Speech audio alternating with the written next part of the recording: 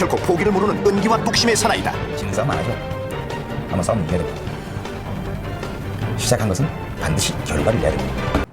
안녕하십니까. 넘버 원 재테크 채널 투자캐스터 인사드리겠습니다.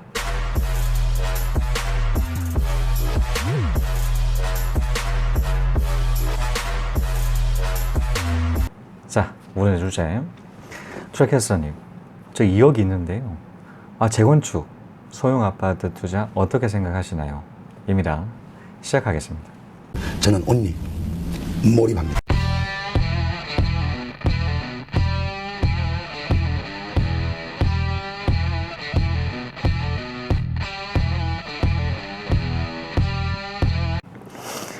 자, 이번 시간도 마찬가지 백문백답 시간인데요. 한 구독자분께서 이 재건축 부분에 대한 투자 방향성 부분에 대한 그 투자 상담 요청을 해주셨습니다. 자, 이 글을 받고 난 다음에 사실 재건축 부분에 대한 여러 얘기들을 드리고 있지만, 자, 이 분과 실질적으로 월세 투자와 이 재건축에 대한 그런 그 장점 부분을 같이 가져가시려고 이런 투자 포트폴리오를 짜 가시는 그런 모습을 봤었는데요. 같이 한번 보면서 이 투자 상담 전달드리는 시간 가지도록 하겠습니다.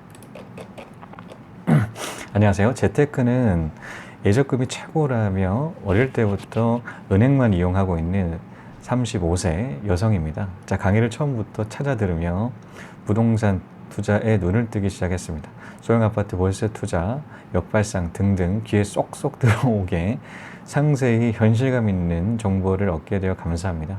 현재 예적금으로 가입되어 있는 현금 보유 2억 정도이며, 자, 결혼을 하셨는지는 모르겠지만 현금 굉장히 많이 모으셨다라는 측면이 있겠죠. 자, 2007년 가입된 펀드 1,500만 원 반토막 손실. 2007년에 그렇게 반토막이 났었던 때가 있었죠. 저 역시도 마찬가지 펀드 투자했다가, 그때는 대학생 때였어요. 근데 5만 원씩 총 10만 원의 펀드 투자를 했었는데, 사실 2007년이 아니라 2005년부터 6년 가까이 굉장히 펀드 수익률이 굉장히 높았었죠. 저희 중국 펀드 같은 경우는 2배 가까이 수익률이 났었을 때가 있었습니다.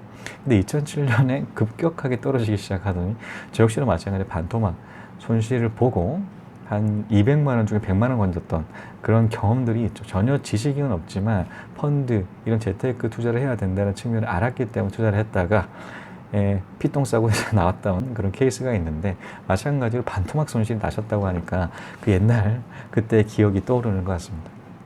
자, 주거는 2천의 보증금, 생활비 10만 원 가족과 함께 생활하고 있으면, 결혼 안 하셨죠. 차량은 LPG 차량 구입 가능한 조건이라 내년 구입할까 생각 중입니다.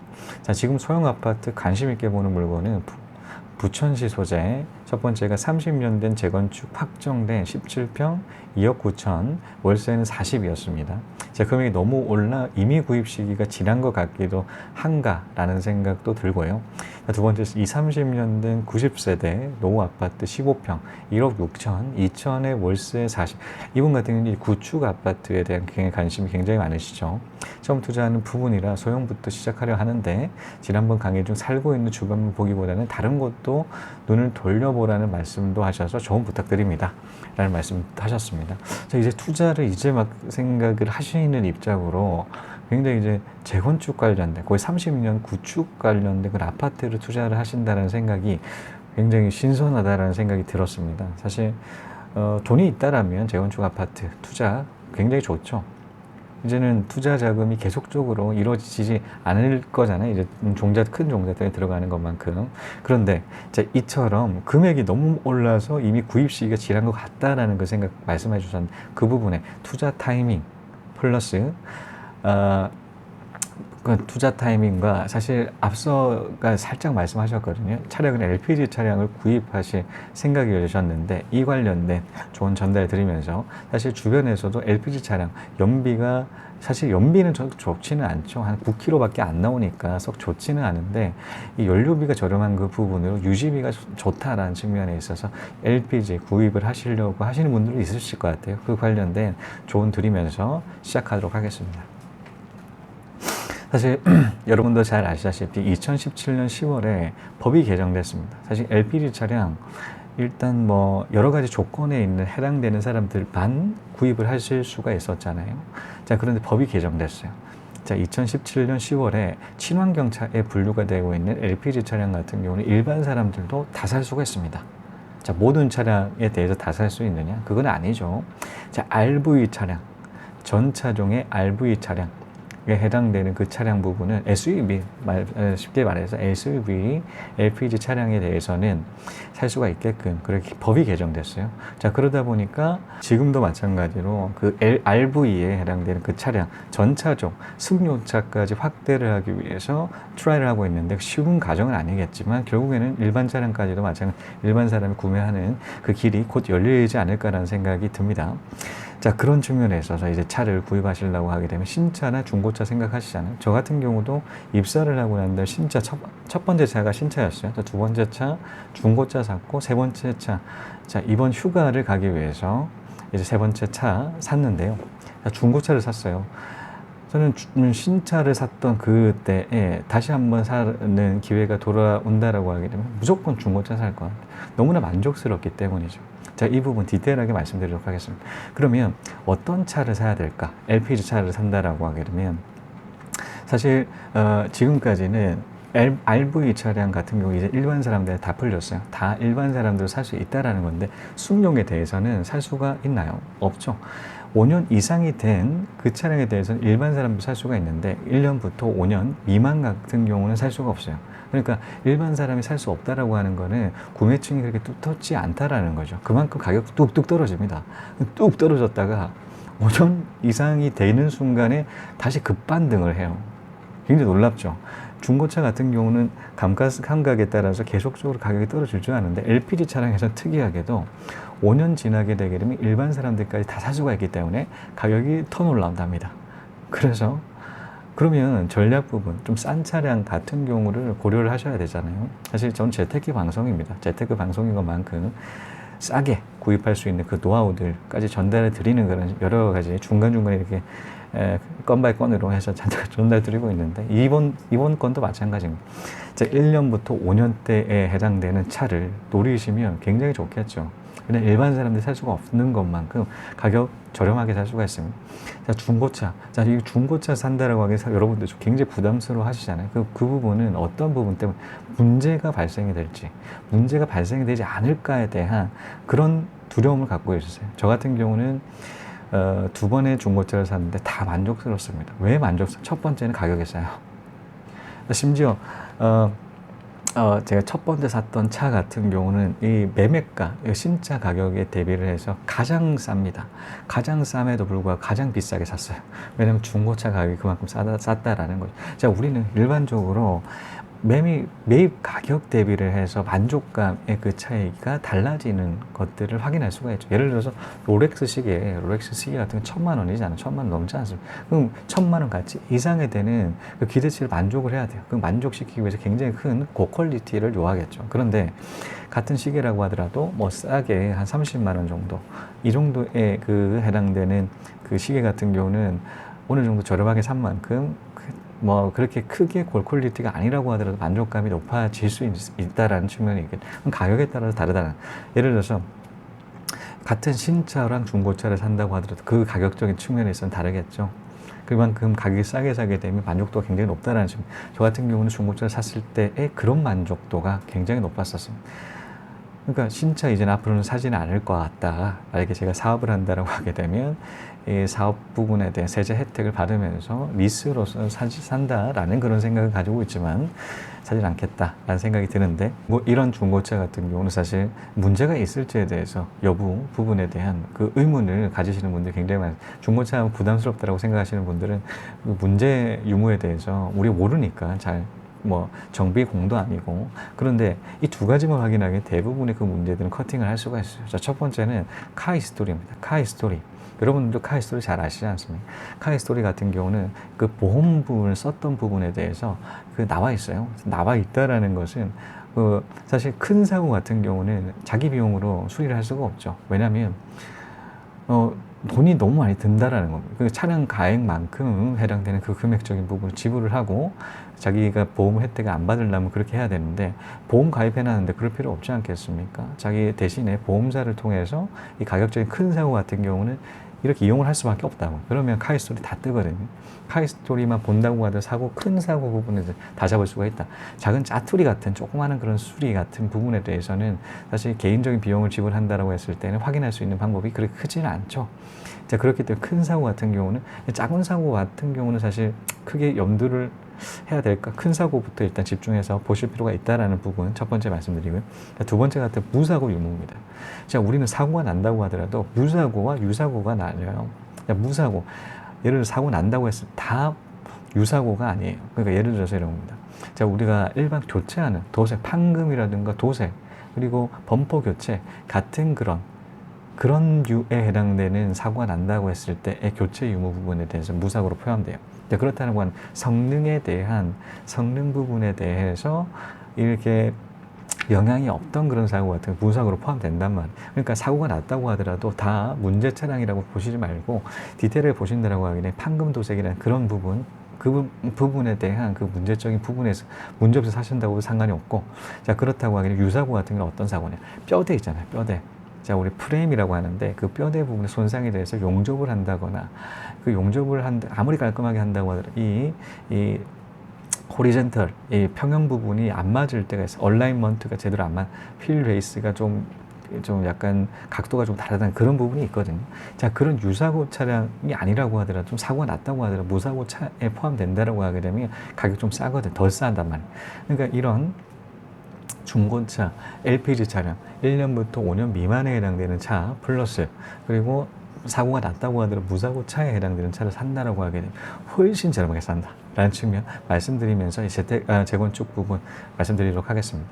자, 이 부분 같은 경우는 사실 이 월세 수익률을 좀 계산을 해봤어요. 자, 월세 수익률을 본다라고 하게 되면, 자, 2억에 9천이었어요. 2억의 매매가 2억 9천이고 2천에 40이었습니다. 2억에 9천. 2억 7천만큼 들어간다는, 2억 7천 대비를 해서 40 월세 곱하기 12하면 480이잖아요. 2억 7천 나누기 480 하게 되면 얼마가 나는 정확하게, 자, 1.77%가 납니다. 1.77%.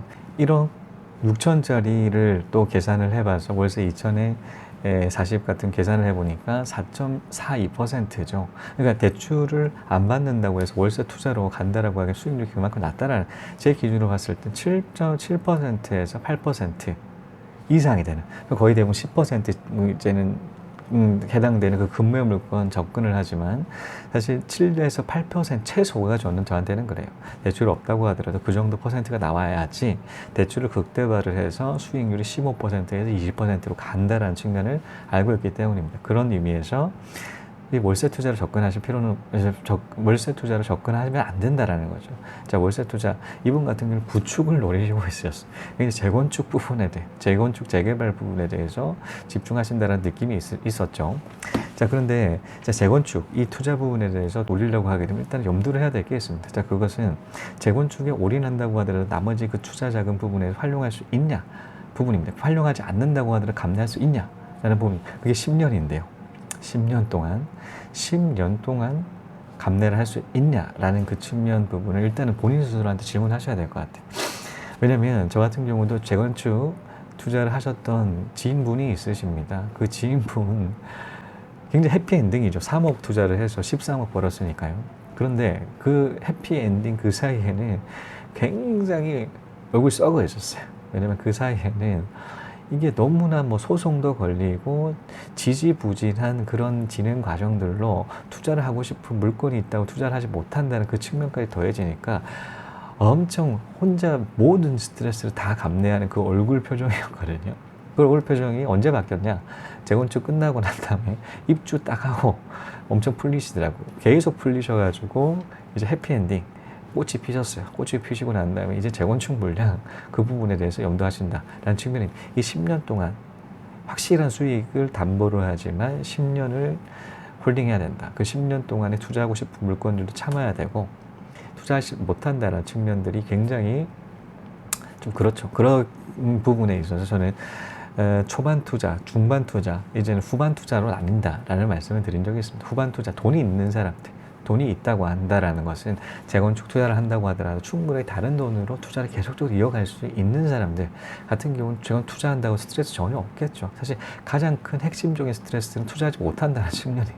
투자할 수 하고 싶은 제가 계속 방송 드릴 텐데 계속 방송 드리게 되면 투자하고 싶은 마음이 막 계속 막 춤춘단 말이에요. 근데 이를 감내를 하지 못한다는 일반 사람의 그 모든 돈 같은 경우 거기 들어가다 보니 그런 측면들이 있고 10년 동안에 최소 10년 그런 부분들로 일단은 첫 번째는 재건축 같은 경우는 그렇게 투자를 하셔야 된다라는 측면이 있고 두 번째는 앞서도 말씀드렸듯이 지금 그 재건축이 확정되고 난 다음에 이 가격적인 부분이 굉장히 많이 올랐다라는 그런 말씀을 하셨어요. 사실 그렇습니다. 자, 이 확정되는 그 순간에는 장밋빛이 그려져요. 조망도 나오고 이런 여러 가지 언론에 홍보하는 그 자료들로 굉장히 이제 뜨거워지기 시작하는 그 시기란 말이에요. 계속적으로 고점으로 올라갑니다. 자, 그렇기 때문에 이 재건축, 아무리 재건축이라고 하더라도 그냥 투자를 한다라고 하면 안 좋다라는 측면이 있어요. 그러니까 예를 들어서 이런 겁니다. 자, 부동산을 본다고 하더라도 아무리 시장이 악화됐다고 하더라도 올라가는 그 지역들은 존재를 해요. 그러니까 부동산 시장이 이제 투자하면 안 된다라는 그 부분이 아니라 그 해당되는 지역에는 부동산 투자하면 안 되겠지만 다른 지역들도 굉장히 많잖아요. 다른 지역이 호재가 되는 그런 지역들은 있단 말이죠. 그래서 재건축이 아무리 돈이 된다고 하더라도 그냥 막연하게 그냥 투자를 한다고 해서 돈이 되는 건 아니다 라는 게 있죠. 그 타이밍이 있다는 투자 타이밍. 자, 그 타이밍은 언제냐 라는 부분 일단 그 순서 부분에 대해서 한번 보고 말씀드리도록 할게요. 자, 첫 번째 기본 계획이에요. 기본 계획. 두 번째는 정비 구역 지정이고요. 세 번째 조합 추진, 네 번째 조합 설립, 다섯 번째 사업 인가, 관리 처분, 착공 및 분양, 사업의 완료입니다. 자, 첫 번째, 두 번 기본 계획, 정비 구역 설정까지가 2-3년 걸려요. 2-3년. 자, 조합 추진부터 조합 설립까지가 1-2년 걸리고 1-2년.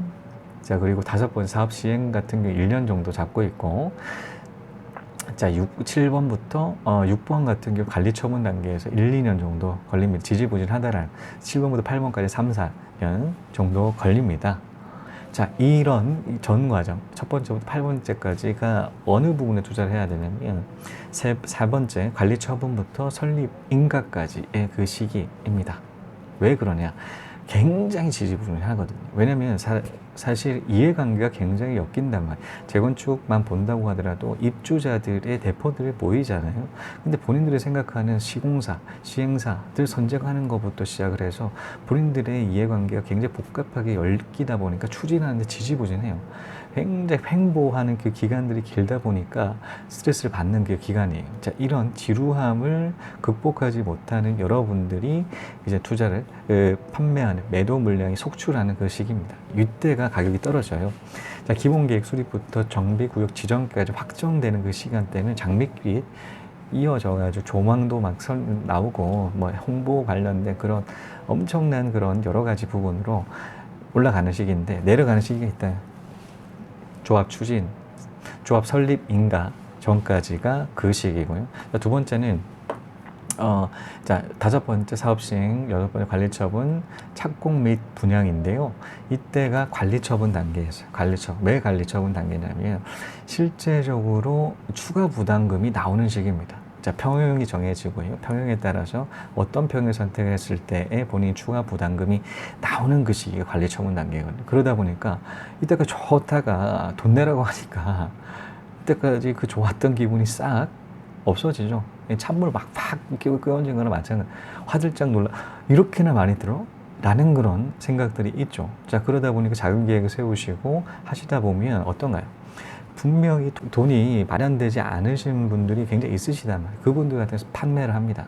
이럴 때 관리 처분 단계에서 매도하는 물량들이 속출한다. 매도 물량 속출하게 되면 어떤가요? 가격 떨어지죠.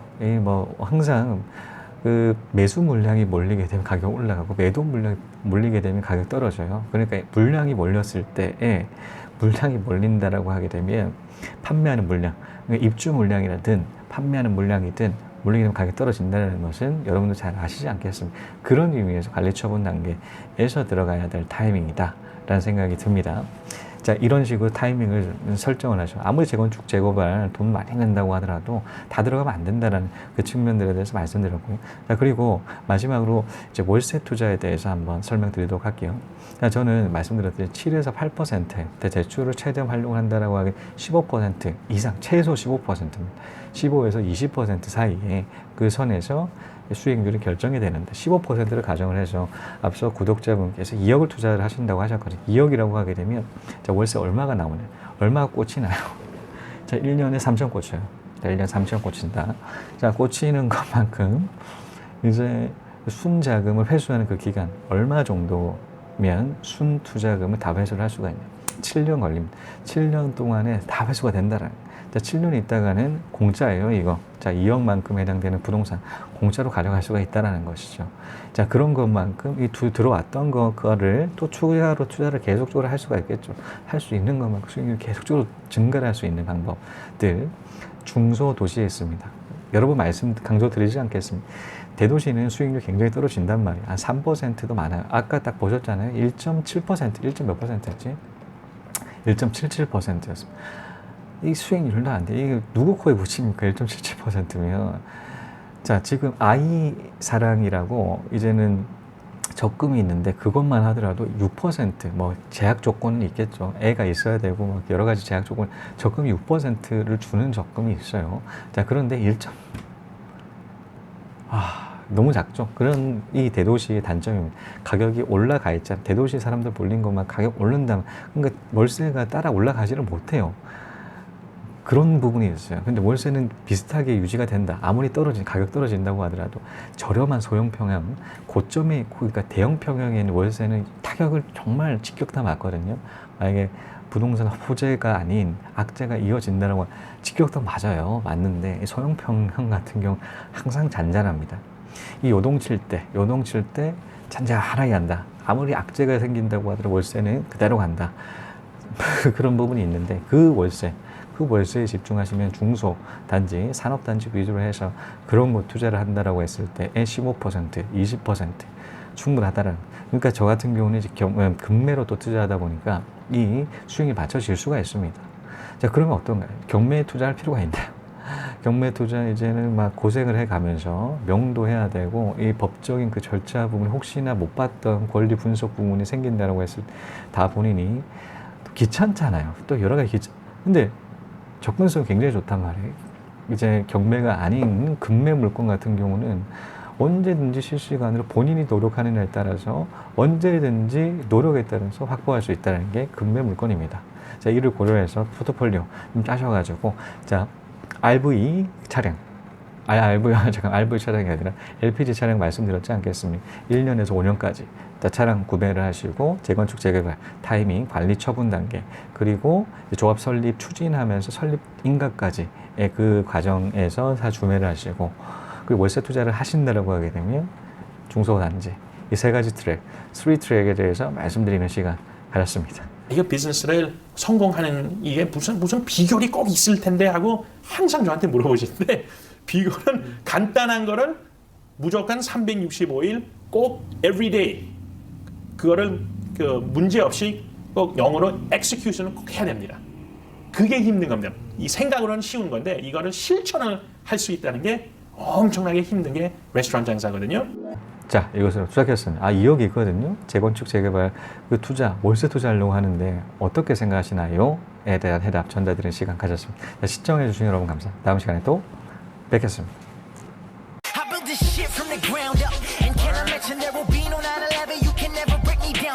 Work hard, play hard, surf hard, stay sharp. Always on the go, even though my name is Jay Talk. I'm on your radar, from Sydney to Bangkok. Seattle to Seoul, spitting cool knowledge gangstar. There's a going gap between us, cause I'm spitting space bars. Swimming in women, and I do not need no safeguard. I kill mics, man, you be seeing casualties. Money good,